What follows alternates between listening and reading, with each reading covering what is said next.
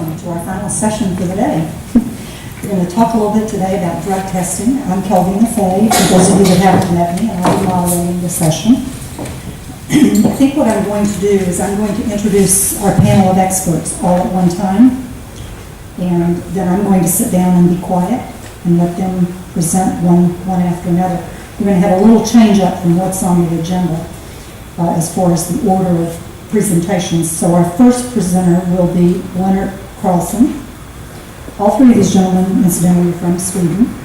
And Lennart is a detective sergeant at the Stockholm County Police Department. And he's in charge of coordinating drug units in the city police. And he has worked as a narcotics police officer since 1994. It's hard to read in the dark here, too many letters. So he's going to give us kind of a broad overview of the legislation in Sweden on the drug laws and drug testing and why all this came about, kind of give you a little background to understand, what's happening with drug testing here and why. Our second presenter will be Lars-Olov Sjöström. And Lars is going to, first of all, he is a I can hardly read this, it's so dark in here. He is with the Traffic Safety, it's called Sweden Advertising Motorists Association, or the acronym MHF, did I get that correct? And he is the Traffic Safety Manager with this organization. And what he's going to do is talk about alcohol testing capabilities on site with some of the, so you're not necessarily having to take a sample and take it into the laboratories. And then our third speaker will be Olaf Beck, who will actually be talking about testing devices, some new devices developed. He works in the analytical part of it, of developing these testing technologies and capabilities. And so he's going to give us an overview of that. He is with the Karolinska Institute and has a pretty extensive background in that area. I find this topic very interesting personally because my history is that I started one of the very first drug testing companies that existed in the United States back in the early 1980s that went into the workplace and set up drug-free workplace programs and provided drug testing there. So it's always been a topic that's very near and dear to my heart. I've seen it be an extremely effective policy in dealing with drugs in the workplace. And then, of course, in more recent years, I've seen it be a very effective technology in dealing with our students in school and being able to, first of all, serve as a deterrent when children are subjected to random testing, and secondly, to be a really good intervention tool in identifying the kids that are using and hopefully do that intervention and stop that behavior before it becomes a real problem, or if it has become a problem, get treatment for the child and get them back on the right track. So I will find this workshop very, very interesting personally, and I hope that you all will too. So at this point, I'm going to turn it over to our first speaker, and I'm not going to be jumping up and down because you know who's talking now, and of course each one of them can tell you anything personal they want to about themselves, how many kids, dogs, or whatever, or their work as they do their presentations. Thanks. Okay, good afternoon. My name is Lennart Karlsson, and as Karina said, I'm a detective sergeant at the Stockholm County Police. I worked as a police officer for about 15 years, mainly in Stockholm's southern suburbs, but since 2006 inside Stockholm city. So this is my police area, and you are welcome here. I can say that during these years that I've been working as a police officer, I have seen almost everything that comes to drugs and drug addiction. I've been doing major drug busts and a lot of drug dealers. I've put them away for vacation for a long time. So the problem is that they keep coming back all the time, and there are new ones as well. So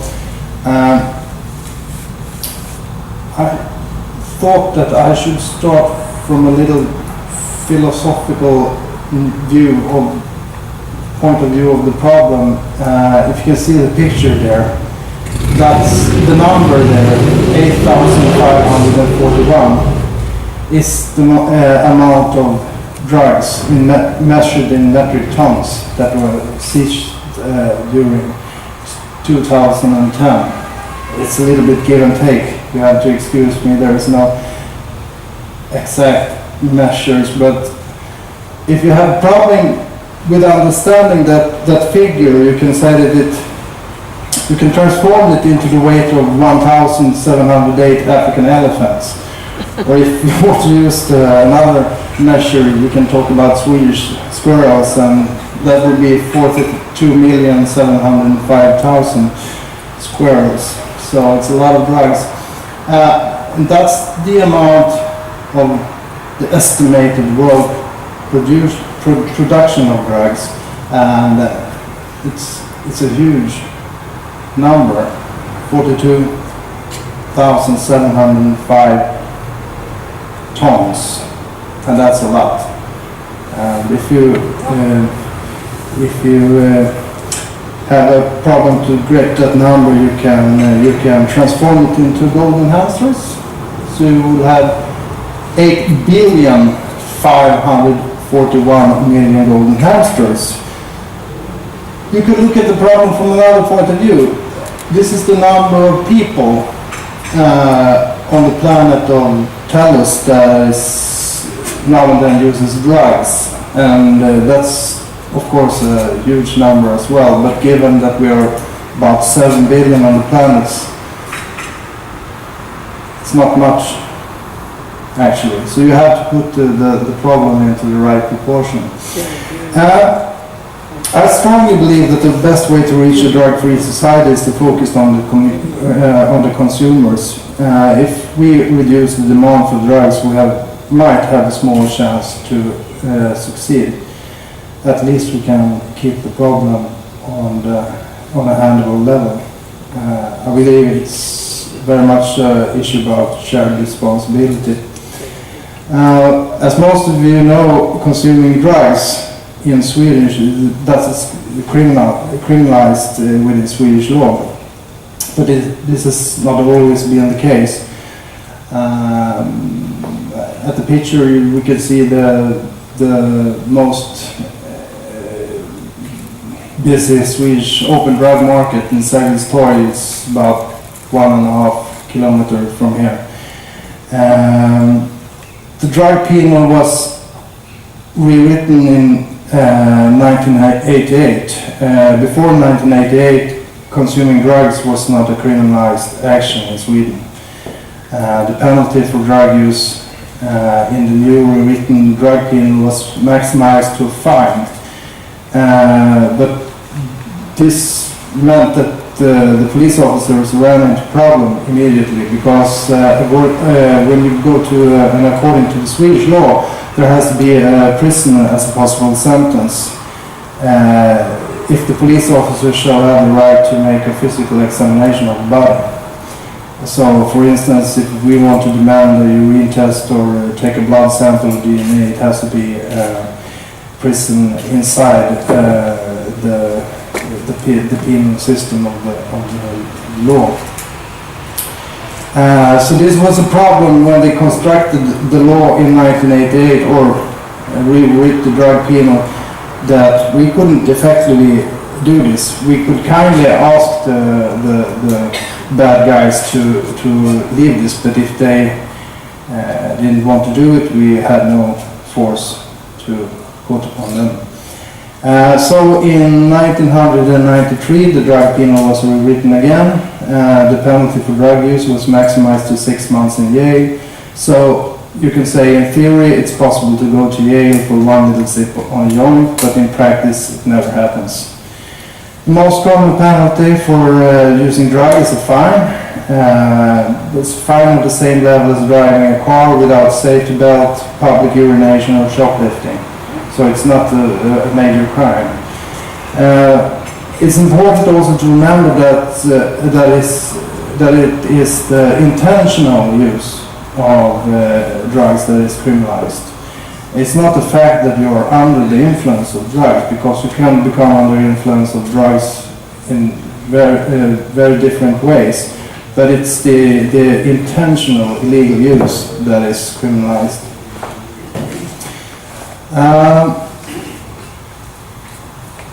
So this is our everyday business. Pick up people, put them into station, demanding a sample of urine or blood, process it,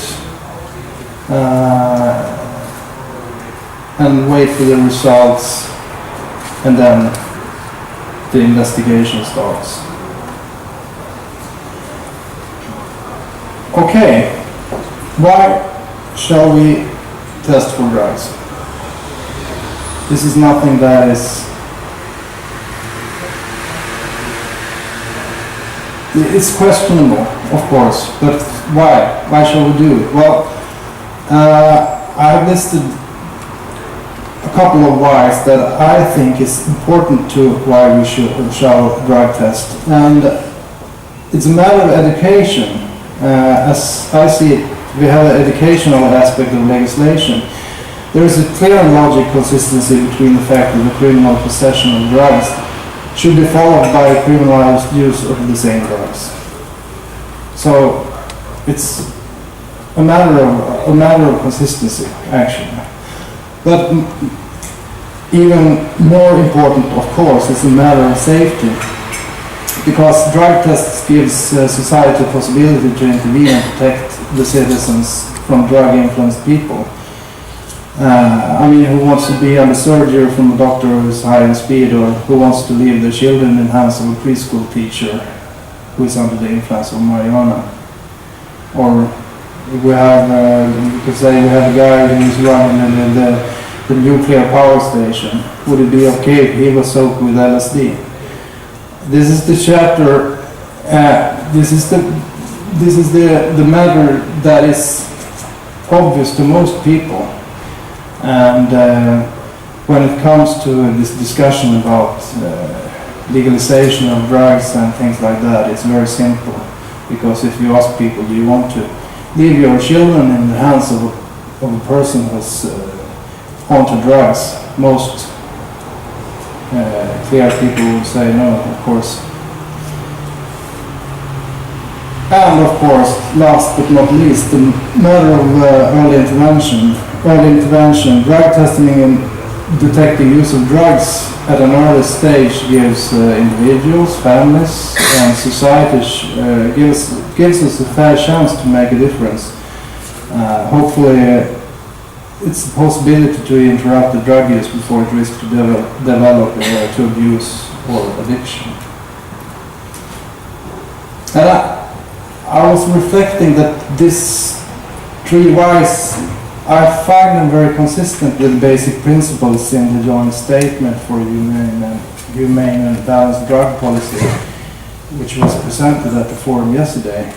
I think it collects it all. This is one of the reasons why we should have drug tests. This is a case, an actual case, where I, as a member of the Swedish Narcotic Police Officers Association, we have had some discussion with the National Police Board that we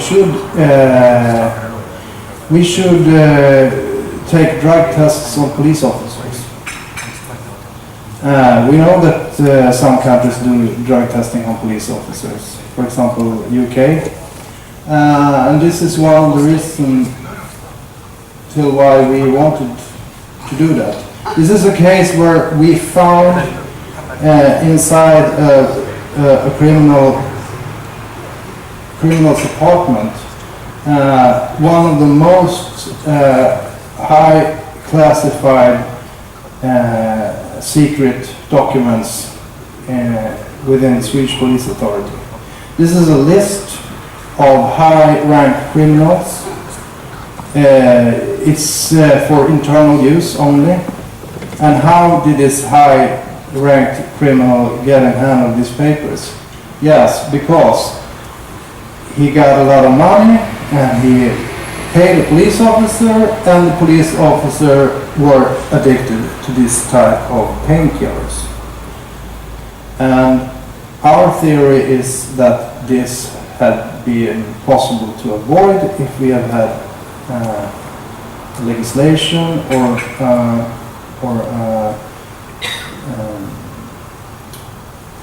an agreement between the police union and the National Police Board to drug test police officers. We have had a lot of cases.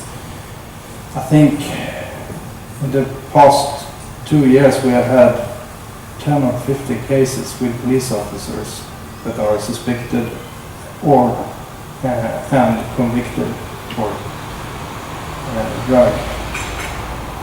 drug use and drug possession. So that's a matter of security, because the old classic, there is no chain that is so strong that if the weakest link breaks, the whole chain breaks. And that's why we have been speaking very loud for drug testing of police officers. It's a symbol value as well. There is, however, some people from some people rather loud criticize against the Swedish drug penal when it comes to the fact that use of drugs is criminalized. The critics means that the state shouldn't punish people who suffer from illness or drug addiction. They mean that intervention from police, prosecutors and courts stigmatizes people, putting them to prison instead of giving them help and treatment. But as I said, and as you probably remember, we never put people into jail because of drug use. Never happens. At the max, fine. There is several different approaches from the critics. One of them is that taking a urine test or a blood sample is a very large engagement against the personal integrity, and that it doesn't stand in reasonable proportion to what the test wants to achieve. This is why I believe that Mr. Beck, as we'll hear later on, and his colleagues, they are onto something very exciting with a new technique. So it will be very fascinating and interesting to listen to Mr. Beck later on. When it comes to our legislation concerning use of drugs, it's a very important tool for us, if not the most important actually, because the police officers can with this tool make a difference, especially when it comes to early intervention among children and youth who have started to slide down a dangerous road. So I'm strongly convinced that the possibility to this early intervention, the possibility to interrupt, give us a great opportunities to save lives, actually. So, I think I will end there. Is there any questions? Shortly? Yes?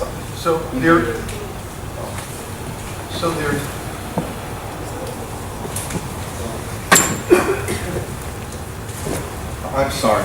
So there's no drug testing of police officers in Stockholm or in Sweden? No. So there's no program? No. I can report to you that I did start a program for drug testing police officers, and that was the only time I was in a room with a bunch of police officers, and they were more scared than I was. Okay. Anything we could do to help you promote that program, for the safety of people and for the integrity of the force, we're there for. I do have a question about the testing of the individuals. Are they all, when you bring them in for testing, are they given like a consent form or written or read their rights before they're drug tested? And if it comes up positive, do you send it to a laboratory for confirmation?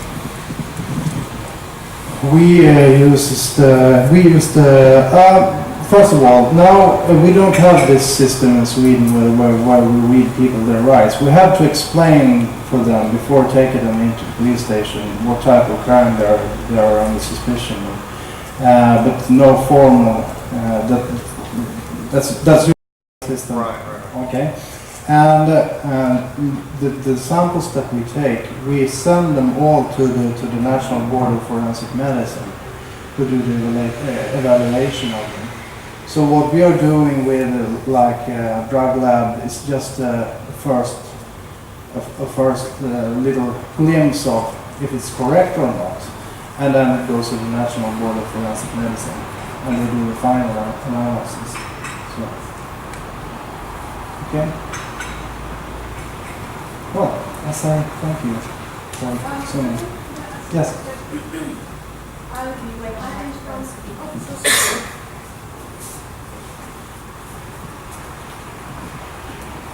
I am from Brunei.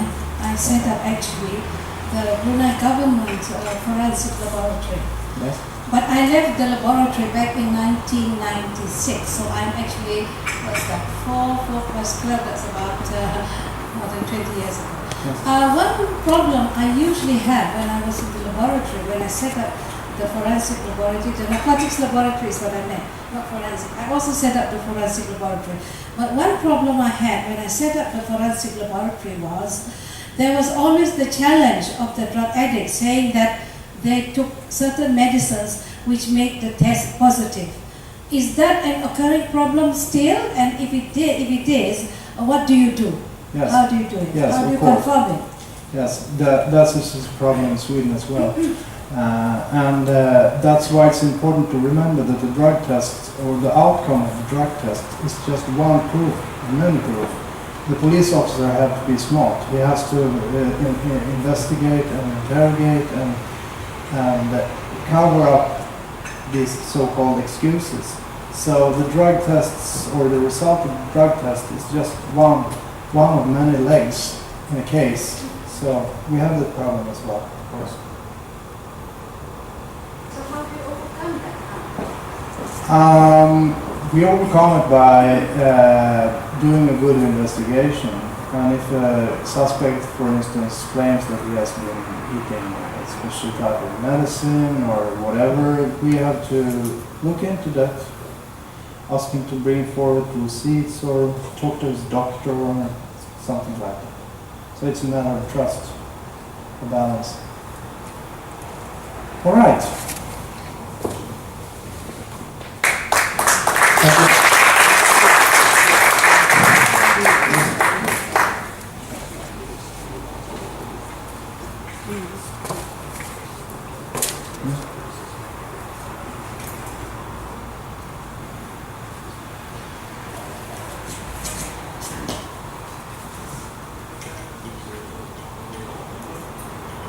While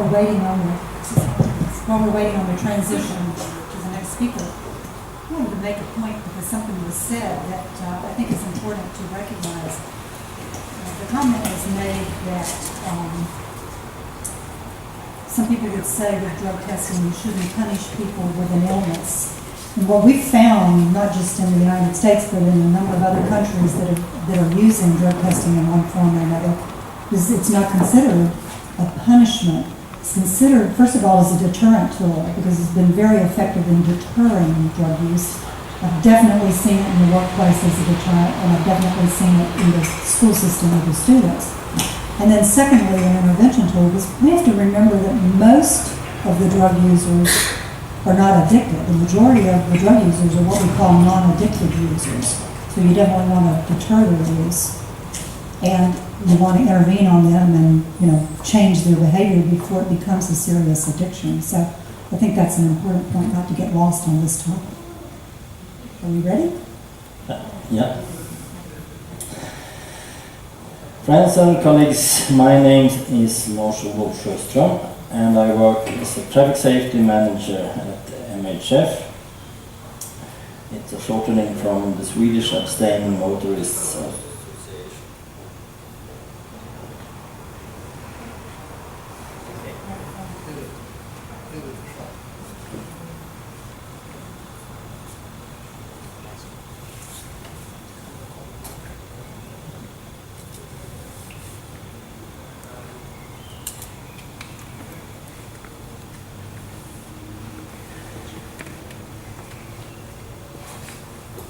Nu ska jag lägga den fast här.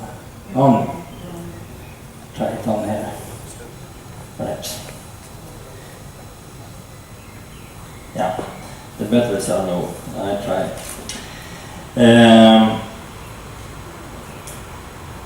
At the moment I work a lot with the further development of MHF International Road Safety Test Lab in Tibro in western Sweden, where we carry out tests on alcohol measurement equipment. There are alkalogs, police breathalyzers and so on. And we are testing against international technical standards. Today I will share some facts and experience on the subject roadside detection of alcohol and drug impaired driving.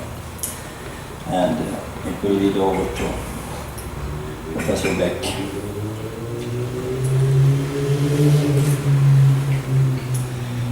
Already in the 1920s, the public and the authorities realized that impaired drivers caused a high percentage of the total number of traffic accidents. From that point, clear laws against drink driving were written and implemented. The practical application of laws, however, requires reliable means of proof. There was a need for tools to measure the influence of alcohol. Blood alcohol analyses were first used for this purpose, and legal blood alcohol limits were introduced in country after country. I think Norway was the first country with a legal limit for BAC from 1937. Blood alcohol tests could be used as evidence of drunk driving. However, it was not legally acceptable to require roadside blood alcohol tests on drivers at the slightest suspicion. The police needed a screening instrument that did not require blood alcohol tests.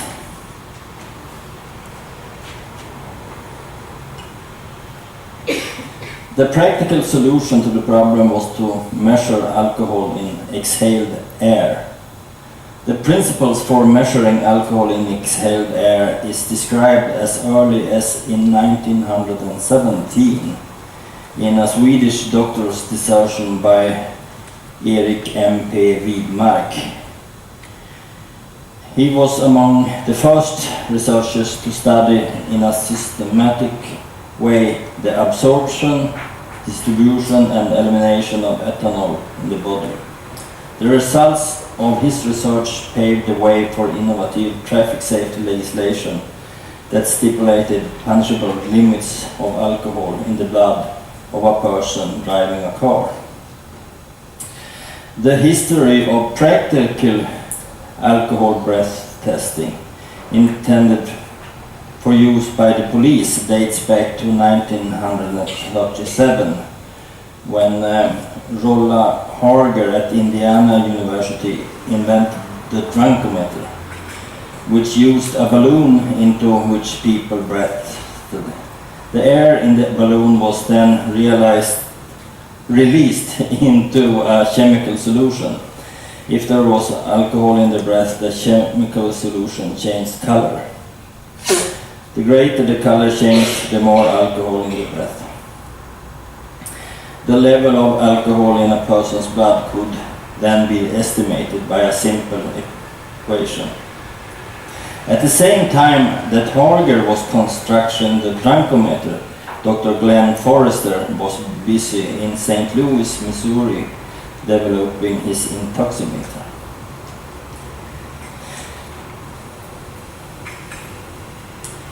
There are a number of means of measuring the breath alcohol concentration.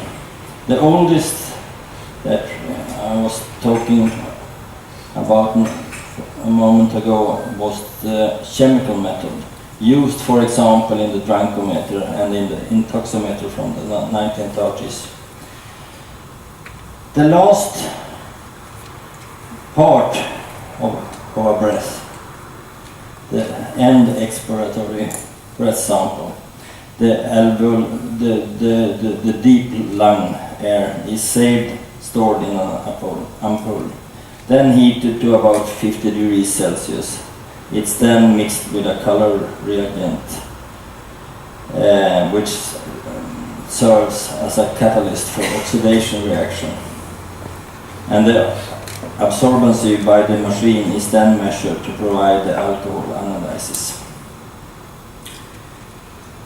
In semiconductor devices, a sensor is formed from a small and inexpensive bead of metal oxide,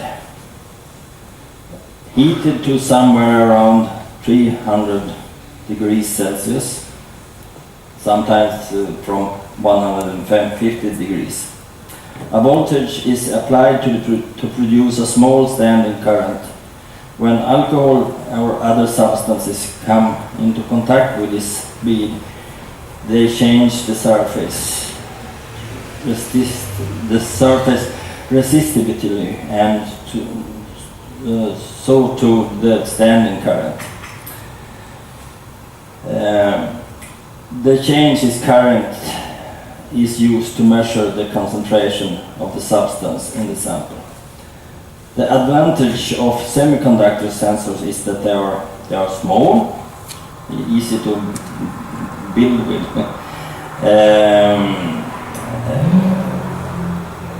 and they are very inexpensive to make. But they have some disadvantages. They use a lot of power. They take time to warm up. They are less stable over time. We have made a lot of tests on semiconductor products in our laboratory, and we see this especially if you make a test, for example, an alcohol test in a cheap semiconductor breathalyzer. The first 5 or 6 times you blow in it, it will show too lower than reality. Then it started to function when it's warmed up, and show some samples that are nearly correct. And the last breath that perhaps could show too high.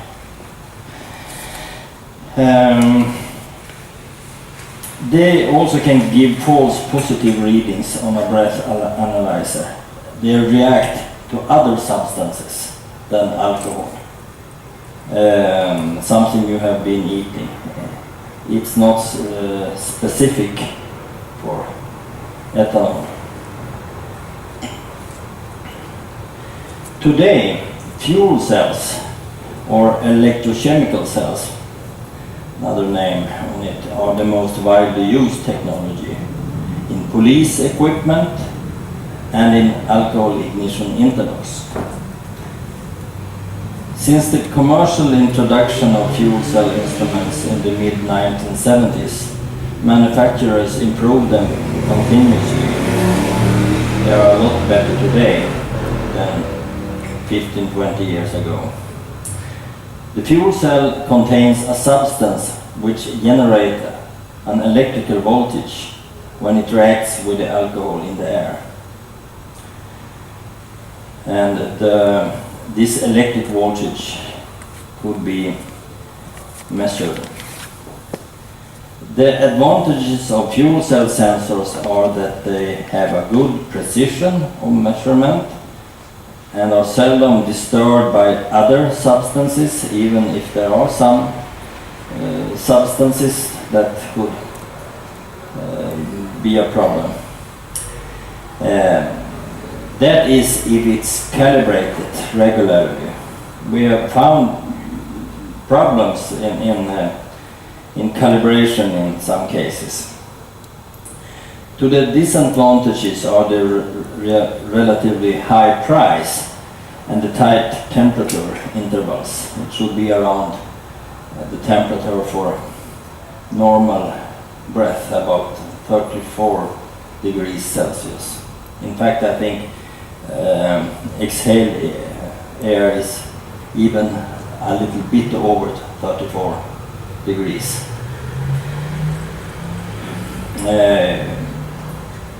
If the cell is 1 or 2 degrees higher and lower, the results will be affected.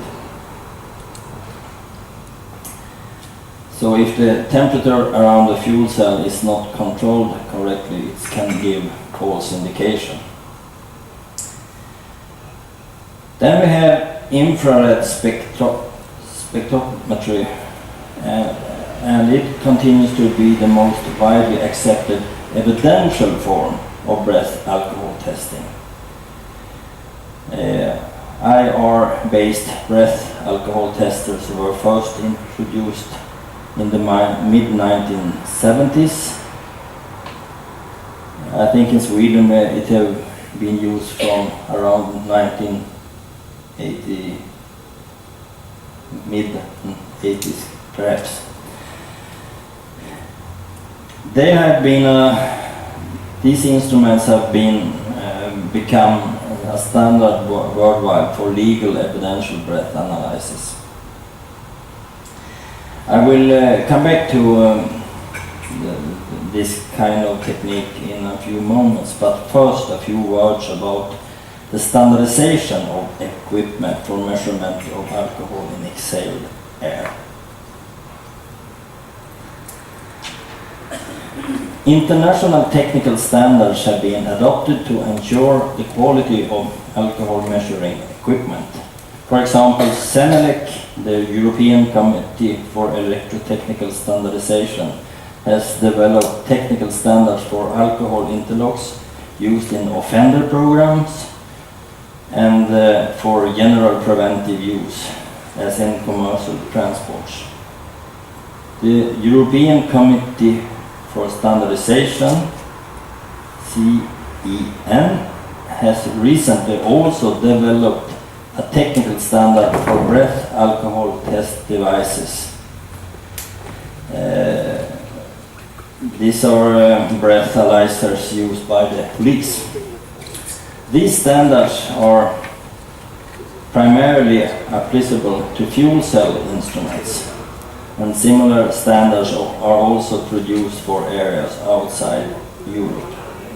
And when testing these instruments, there are some short-time tests, functioning tests and climate tests, and some long-time tests up to a year. So an instrument tested in this procedure, in this way, or in most cases it has a good quality. And the tests against these technical standards can be done by accredited laboratories.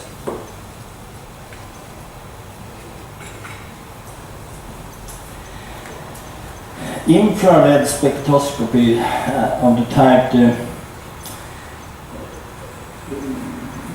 we use today to detect and prove alcohol impairment. It's an instrumental technique used to identify substances, in particular the functional groups present in organic compounds, by measuring their absorption of infrared radiation over a range of frequencies. The absorption pattern is then compared to the infrared spectra of known substances for identification. Alcohol strongly absorbs infrared energy at mainly two wavelengths, namely 3.4 microns and 9.5 microns, and the later is primarily used because at 3.4 microns we also have other substances that absorb infrared energy. Therefore, absorption at 9.5 microns is used to determine alcohol concentration. I will not mention more about this technique, but it's well tested, and for example in Sweden we have an instrument used by the police called evidencer. It uses this technique.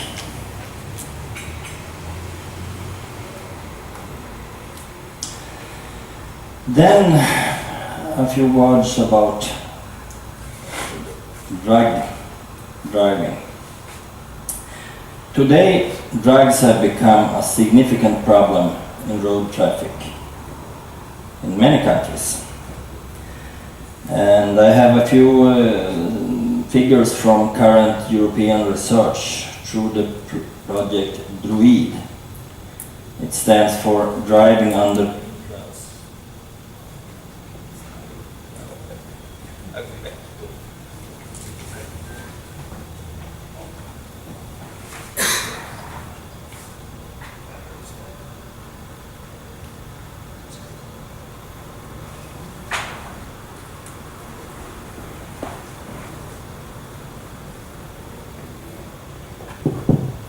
Yeah, this European research on drugs in traffic, this DRUID project, shows that on a European level, alcohol is estimated to be used by 3.48% of the drivers, illicit drugs by 1.90% of the drivers, medicinal drugs by 1.36% of the drivers, drug combination by 0.39% of the drivers, and alcohol-drug combinations by 0.37% of the drivers.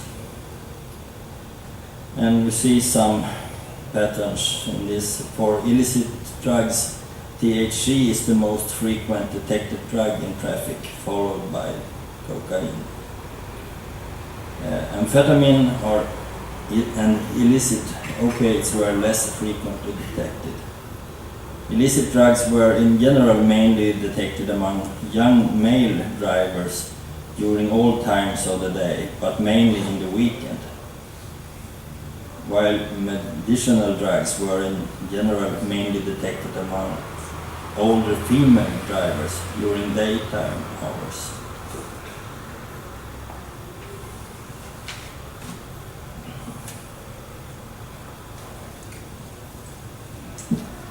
Eight years ago, there was a need for tools to measure the influence of alcohol among drivers.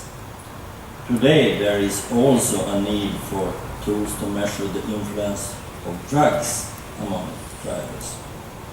For many years, the police and the forensic authorities have taken urine and blood samples for forensic drug tests of suspected drug drivers. But now we see new opportunities to detect the influence of drugs on drivers. We will hear a good example in a few minutes from Karolinska Institutet, which I find as an exciting example of this development. And now we know that substances like amphetamine could be detected in exhaled air.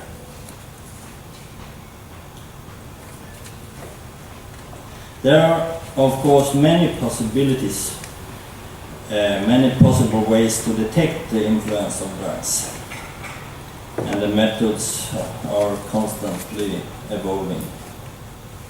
For example, saliva appears to be interesting regarding cannabis detection because of the strong THC saliva-blood relationship.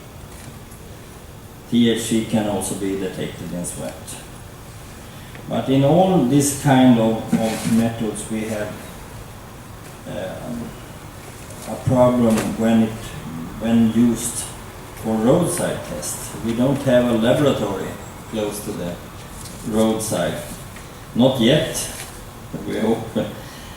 Many methods takes time and requires the involvement of qualified laboratory personnel.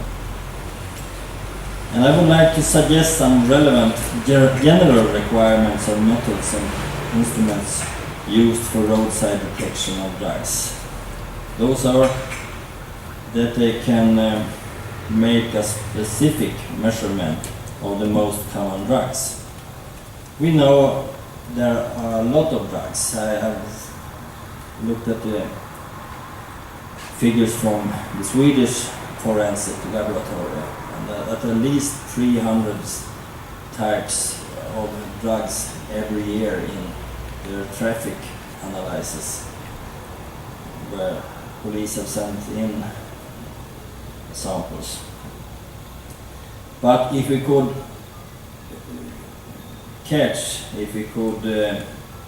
detect the most common drugs, for example, the 5 most common drugs, we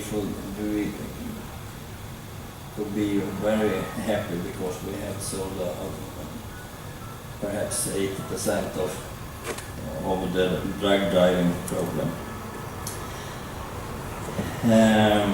Another demand I would like to see in the future is a quick preliminary analysis on the spot. Even if it could not be used in court, it could be used as a starting to do further tests. This quick analysis is very important, I think. Of course, the possibility to follow up this screening test with evidential tests is important, such as in blood, urine, etc.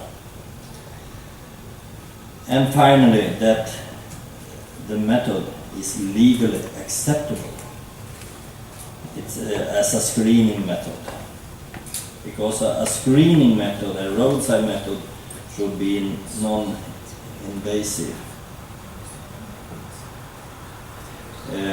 Invasive tests requiring the entry of a needle, catheter, or other instruments into a part of the body are in most countries not legally acceptable without previously well-founded concrete suspicion. When we develop new technique, it must be acceptable for the legal system, for general acceptance among people. And I think we could learn a lot about the long story of alcohol testing when we take further steps in drug testing. And I think take a short cut to my last, because some of the last comments will come back in the next presentation. I would like to thank for your attention, and I look forward to listen to you.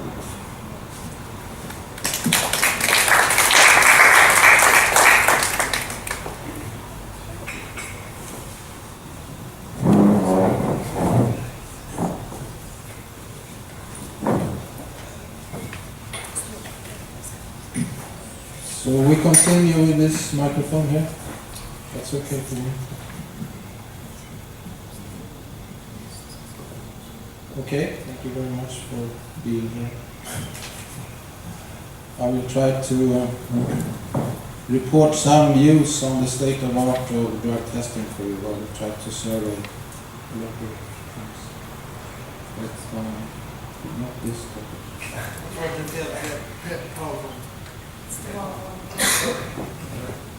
Det ska vara bäck.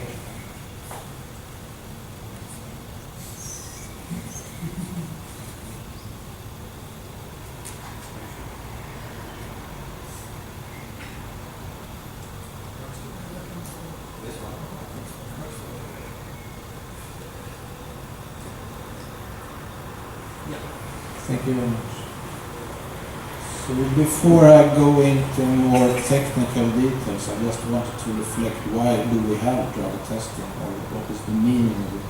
Why, I think Lennart commented on that, but I want to stress that if you take the sample and do some laboratory investigation, you sort of think that you would retrieve some reliable information. So I think there is a fundamental need for the information we produce in the laboratory is actually reliable and can hold do some activities later on. And I just want to stress two things. If you have a positive sample and you detect the drug user or drug abuser, you really want the positive results to be reliable and not cause a lot of trouble. And if you have a patient in treatment and you report a negative finding, the negative results should be reliable. That is very fundamental to reflect on when you start to talk about what kind of test to use in this area. So the standard today is actually doing it in urine and has been so for a very long time. There is a long tradition, a lot of experience doing urine drug testing. I think it's more in recent times that there has been a demand for alternative specimens. There are problems, of course, to collect urine samples and to use the information in a lot of circumstances. Blood is mainly, I think, of importance for drug driving applications. And as Lars-Olov pointed out, there can be some issues with actually taking blood samples because it's a little bit invasive. Oral fluid is also a specimen that has come around in later years, and according to my view, although it is already here, it is still being established as a scientifically acceptable specimen. There are still some issues to resolve before it can be fundamentally accepted. But it's very close to it. And of course, hair is a very good specimen for investigation of drug use in longer time periods back in time. But you should be aware of that you're actually blind the most previous 2-3 weeks because the hair has not been growing up on the hair style. So you don't see maybe the most important time when doing this investigation. And the basic technology until today has been the neurochemical reagents that are based on the use of antibodies that was actually developed in the 60s and 70s, these techniques, and was awarded a Nobel Prize in the 70s. And these tests are simply based on the binding reaction. And we don't really know what is binding to or influencing the binding to the antibody. And that is one problem in producing reliable results. We don't really know what substance is actually causing this binding reaction. But one of the good things about the technology is, of course, very low cost. You can do urine drug testing very effectively. You can process thousands of samples in one day in a laboratory. So it is a very cost-effective technique and has really been very important for the development of drug testing in general. And it has also been applied in the production of dipsticks for on-site testing. That has also been rather recent development. But they are just variants of screening in the laboratory. You don't have a reliable reading because it's very subjective, and you don't have reliable results at the end. So that is one problem with on-site testing. And I think it's my personal view that these techniques are not yet fully developed. I think you should be developing some kind of more reliable reader in doing on-site testing and not rely on subjective measurements. So there is still room for improvement, I think.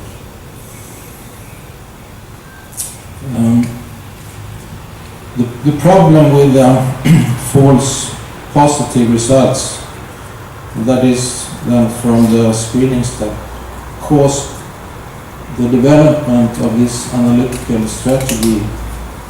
And the strategy used today in this area is screening and confirmation of positive results. So the only way to actually achieve reliable positive finding is to do screening and confirmation. And there is no way other to do it. And the lesson learned was that you have to do confirmation with a technique called mass spectrometry. That's the only technique that can produce legally defensible results, actually.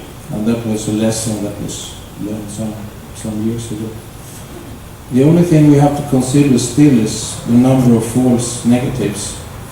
If we perform the mass spectrometry investigation in my lab in screening negatives, negative finding from the screening, we still see a lot of positive results. So there is still this technology to improve regarding false negatives that is produced.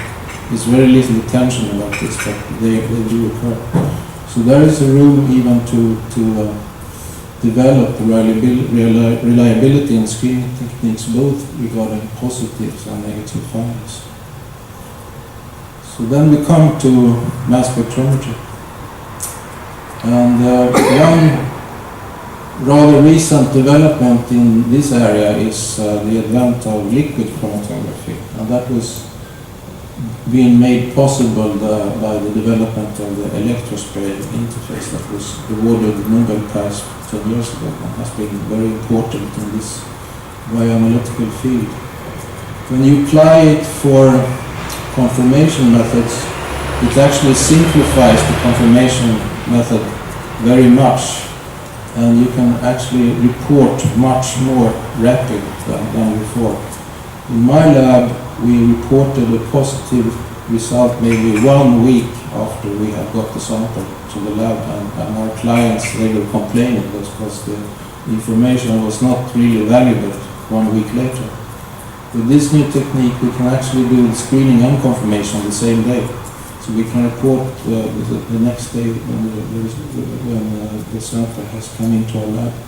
And that has improved very much the quality of the service when you can report that quickly. And actually I think also that the result that is produced by this technique is actually more reliable, more accurate than the old technique with gas chromatography and mass spectrometry. So even though these instruments are much more expensive to buy, but they are much more productive. So we were actually also able to lower our prices for this service. So that has been a very important development in recent years, and still a lot of laboratories are using GCMS and still a way to go to LCMS. Mass spectrometry can now be used as a new screening technology. So there are developments on the mass spectrometry side. High resolution mass spectrometers are now being developed, and you can use them for this type of analysis, and you can report thousands of compounds in just one analysis taking 4 minutes. So you can retrieve a large number of information in just one analysis. And the problem that you have in the immunochemical screening is that the number of substances you can detect is very limited, especially when we think about all the new compounds that are coming on the drug scene. We have a special method for all the new drugs we call the internet drugs that comprise over 100 substances. And there is no way you can do that with the immunochemical screening. You need to do it on this new platform. And it is my feeling that 5 years from now there is no need for immunochemical reagents. Just we'll do it with mass spectrometry. So the value of the information will increase very much with this new technology. And if you can detect a large number of analytes with this technique, it will become very cost effective if you calculate on that. It is also more sensitive, so you can detect more positive findings. You can adjust the reporting limit to more scientifically sound levels. And you can perform this analysis, as I told you about confirmation, very rapidly. You can report to the next step. And they are accurate, and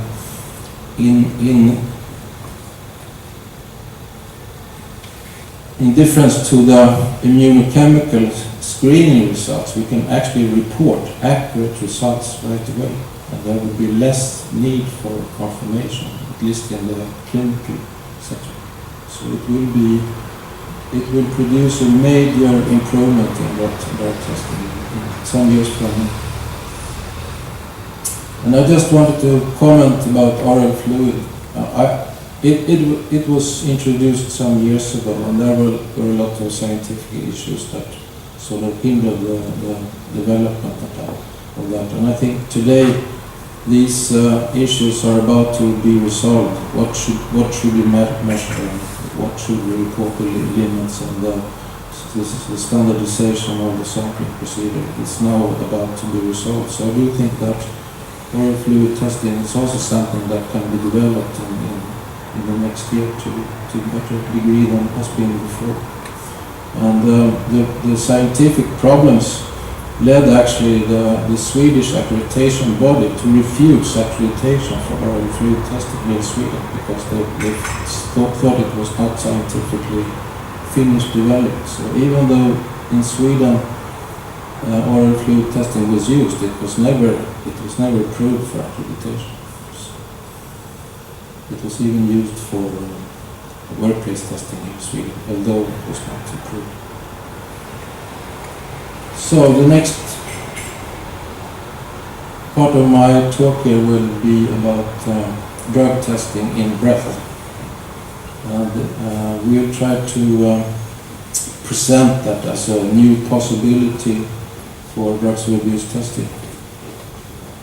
And if you go back to 1976, there was a famous British forensic toxicologist that in a speech he reflected on what had happened since he started in this field in the 50s.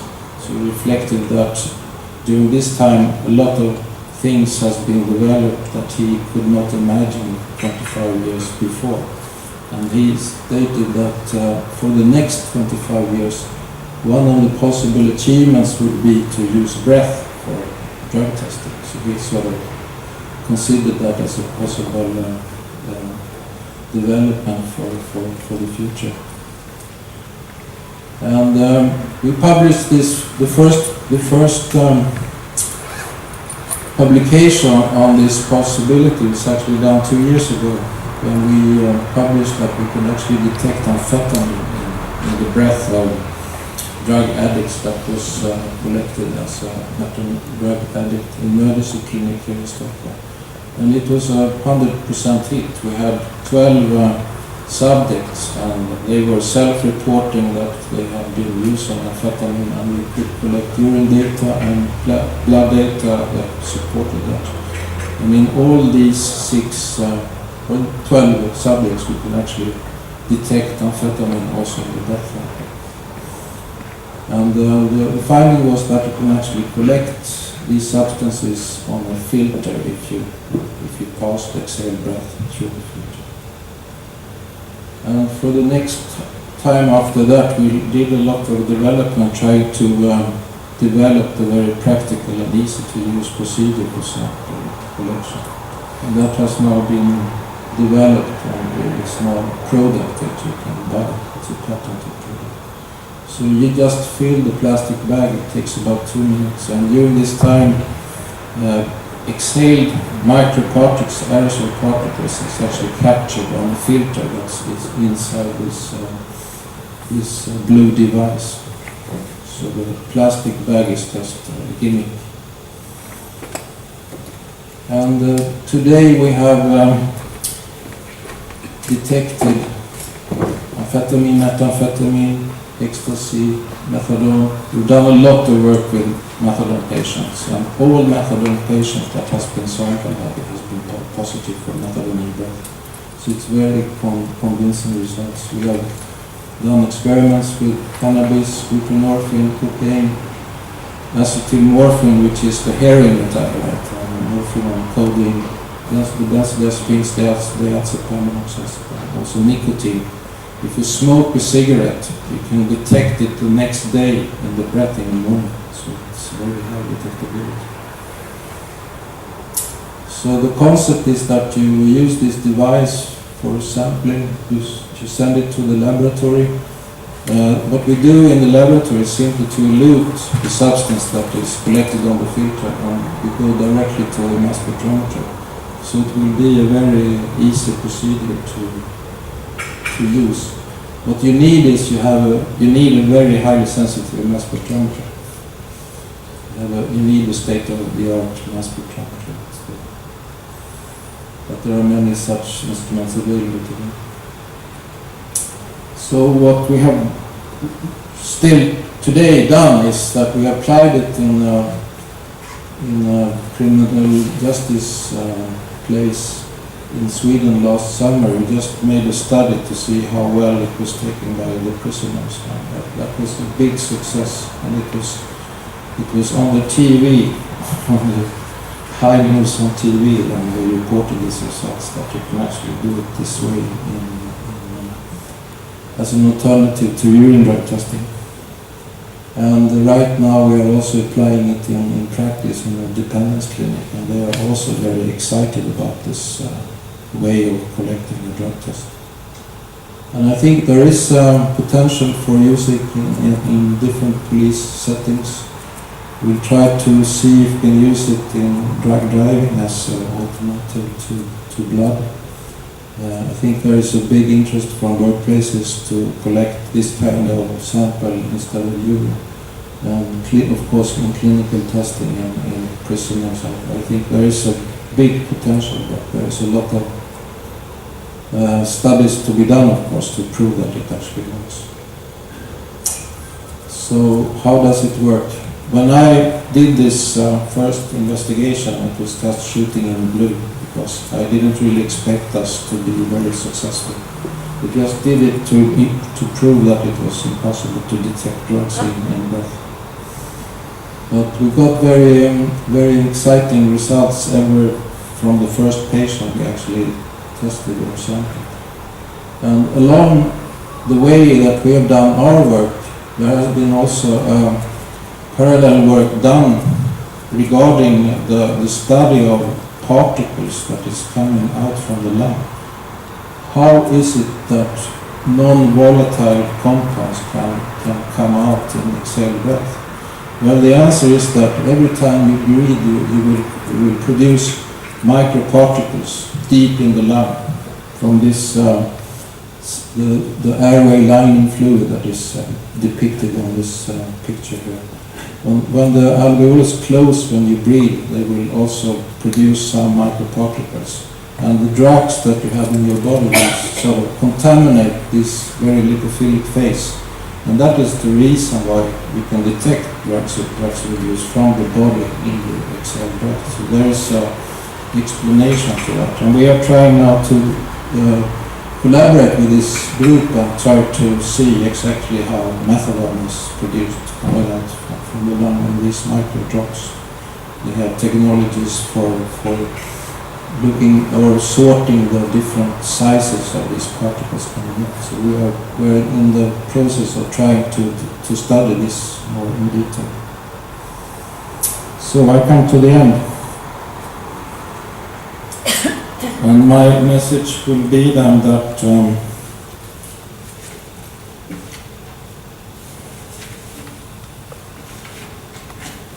mass spectrometry will actually revolutionize the drug testing possibilities for the future. What has been standard up till today, I think, will be very much changed in the next years. And you will be able to develop much more improved services regarding detecting all the different substances that may be of interest in drug testing. And I do think, as I said, that there is a future also for oral fluid, of course. But it's about now to be established as a standard regarding the sampling procedure and what things to measure. There is an inbuilt problem, I think, with oral fluid, and that is that you can actually hide things in your mouth. So that could be one obstacle for making too much conclusions about the information you retrieve from oral fluid testing. And that I convinced you that there is also a new possibility for drug testing using the breath sample. This is still, of course, under development, so there is it will take some time before we do all the necessary research and all the necessary experience on how this works. But so far, all the data that we have collected is very promising. We have not failed yet to establish or to demonstrate that these drugs actually also comes out in the breath. One very important thing is to also get some information about detection times. And I think that the study we have done in the drug emergency clinic, that those patients were actually not possible to collect until they were treated. So it was about 1 day after the intake, and still we are able to detect the substance that caused the intoxication from them. So it is very promising, I think, also regarding the detection time. But it will be, of course, shorter than a urine sample, but maybe it's about the same as a blood sample. That could be one possibility. But there is a lot of things to learn about this. So I am about ready. Thank you.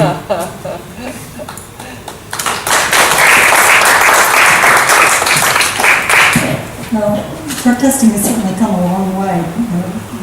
There was mention of the turnaround time. I remember in the old days, in the early 80s, we waited on the GC mass spec confirmations for as much as 2 weeks. Yes. I'd be calling the lab, where are the results? You know? I have employers that need to know whether to fire or put them in treatment or keep them working or whatever, so that the turnaround time is definitely improved. And certainly the types of specimens that are being utilized today. The saliva, I remember when saliva was being looked at, and sweat patches and all kinds of things. So it's been very exciting to see this develop. I'm going to ask the first question before I let the rest of the audience. When immunoassays are performed, you have a specific reagent kit that's used for a specific class of drugs.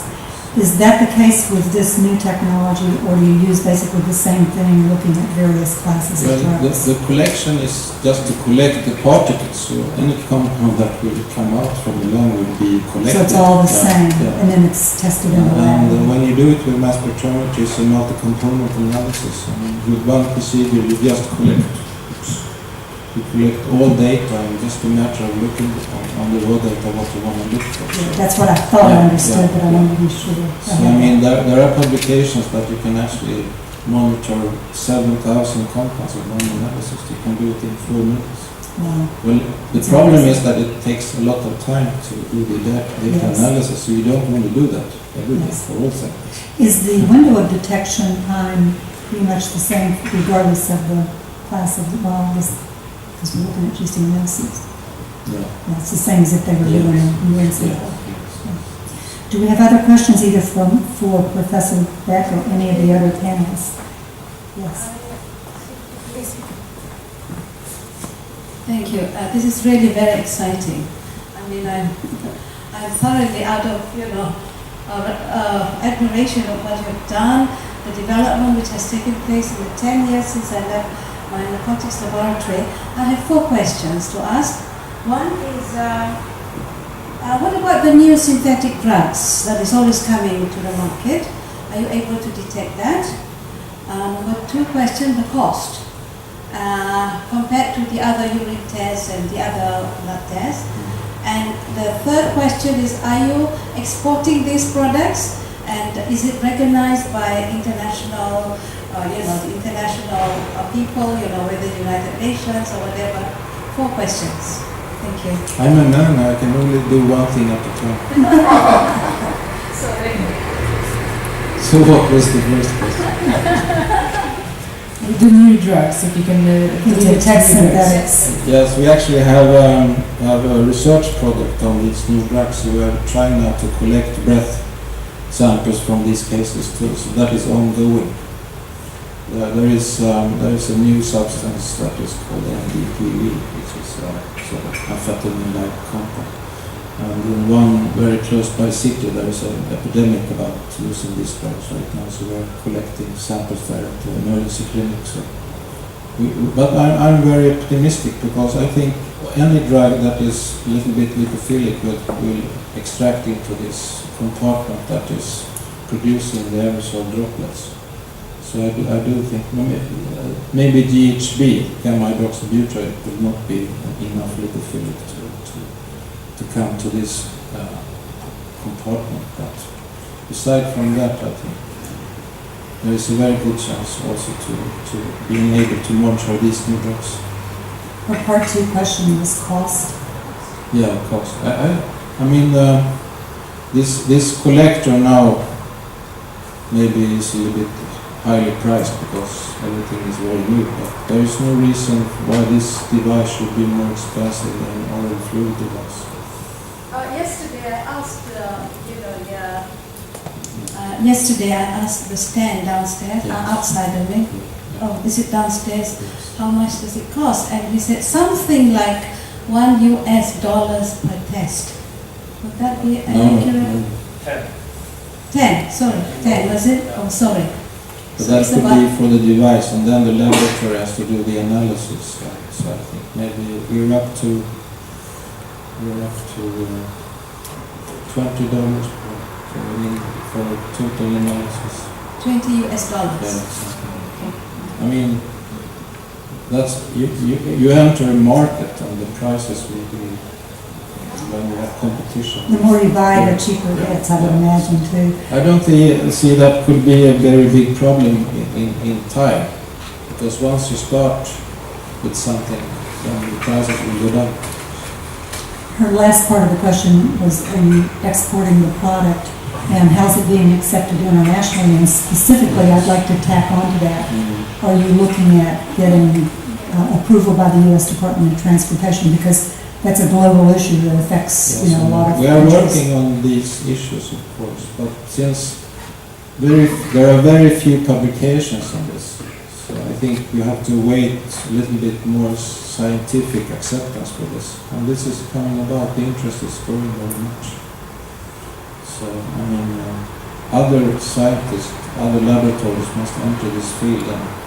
But there's only one other laboratory that I know of that is actually doing this successfully, and that is a laboratory in Germany that has started this too. And they could confirm my findings, and that's very nice. But it's not yet published. Do we have other questions for any of the panel members? Can we wait on the microphone? Just so everybody can hear the question. So what is your vision? That LC-MS will be your screening for this technology? Will you have a subsequent confirmatory? Yes, I do think so.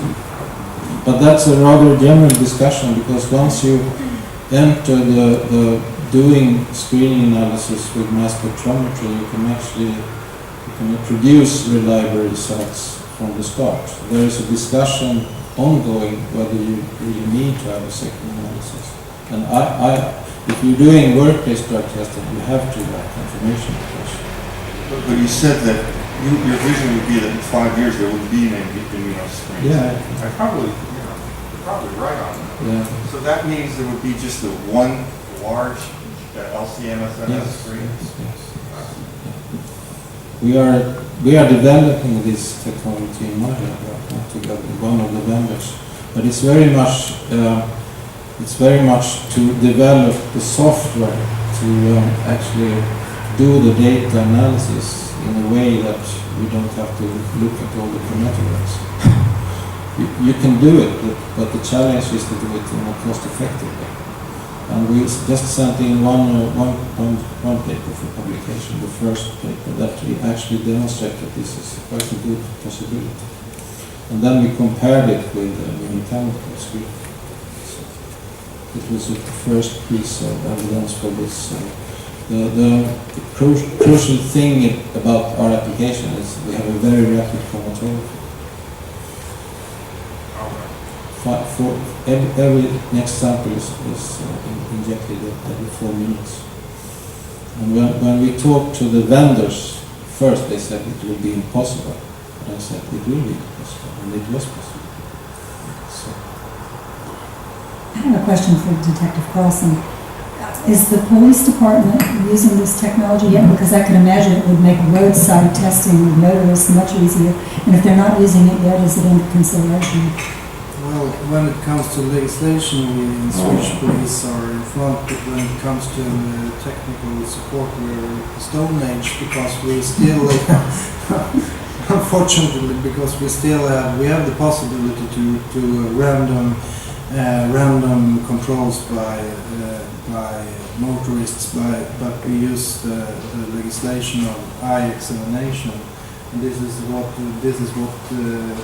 were used in back in the US for 25 years ago. So this new technique will give us there is an enormous potential for us to develop and to be more effective. Just a short comment about the different type of methods. As I said, as we are in the Stone Age when it comes to the technical support, so in my opinion everything would be welcome, of course, but from the police officer's point of view, you could say like this, that for instance, the urine samples, they are very easy to contaminate. Saliva samples, I could see a problem because all of us mentioned it. You could keep substances inside your mouth. I could see that the smart defense attorney would say in the court that my client, he showed on a bag or whatever, he put something, he had something, he shook his partner's hand and he looked on his fingers. He kissed someone and Put a piece of money in his mouth. so the good thing about this big technology is that it's not questionable in the same way as urine samples and saliva samples. But we will see. So we wait we are excited and we hope that the Swedish National Police Board will wake up. Other questions? Okay, well, we can get out maybe 5 minutes early here. Let's acknowledge the conservation